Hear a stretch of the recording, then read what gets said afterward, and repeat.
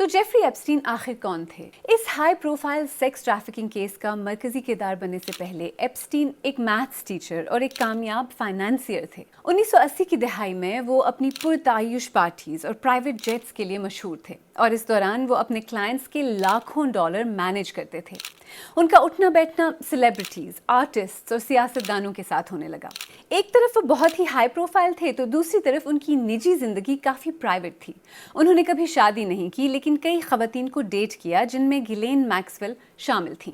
ये सारी कहानी 2005 में तब शुरू हुई जब एक 14 साल लड़की के वालिदैन ने अमरीकी रियासत फ्लोरिडा में पुलिस को बताया कि जेफरी एप्स्टीन ने पाम बीच में वाक़ अपने घर में उनकी बेटी को मोलेस्ट किया। घर की तलाशी के दौरान पुलिस को पूरे घर से लड़कियों की तस्वीर मिली। उस वक्त एप्स्टीन फेडरल चार्जेस से तो बच गए लेकिन 2008 में उन्हें 18 माह की कैद हुई।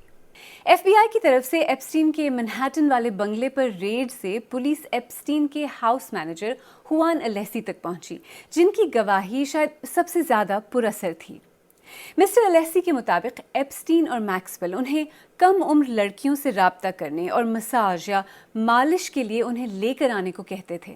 उनके मुताबिक घर के ज़वाबित के बारे में एक 59 पेज का मैनुअल था जिसमें स्टाफ को हिदायत दी गई थी कि वो गूंगे, बहरे और अंधे बनकर रहें और किसी भी सूरत एप्स्टीन की आंखों में आंखें डालकर न देखें। 2008 में एप्स्टीन का नाम न्यूयॉर्क की सेक्स ऑफेंडर्स रजिस्टर में दर्ज किया गया। अगली एक दहाई में मुतादिद ऐसी खवातीन सामने आईं जिन्होंने कहा कि वो एप्स्टीन की विक्टिम्स हैं। जुलाई 2019 में जेफरी एप्स्टीन को सेक्स ट्रैफिकिंग के इल्ज़ामात पर गिरफ्तार किया गया। उन पर सेक्स के लिए अंडर एज या नाबालिग लड़कियों के एक वसी नेटवर्क को चलाने का इल्ज़ाम था और वो न्यूयॉर्क के मेट्रोपॉलिटन करेक्शनल सेंटर में कैद थे, जहां कुछ माह बाद वो मरे हुए पाए गए। काफ़ी अरसे से इस तरह की बातें सामने आती रही हैं कि एप्स्टीन से मुतल्लिक फाइल्स या तहकीकाती दस्तावेज़ात को मंजर आम पर लाया जाए। ऑफ कोर्स इन फाइल्स में किसी के नाम का शामिल होना न तो किसी जुर्म का सबूत है और ना ही इसका मतलब ये है कि उन्होंने कोई जुर्म किया है।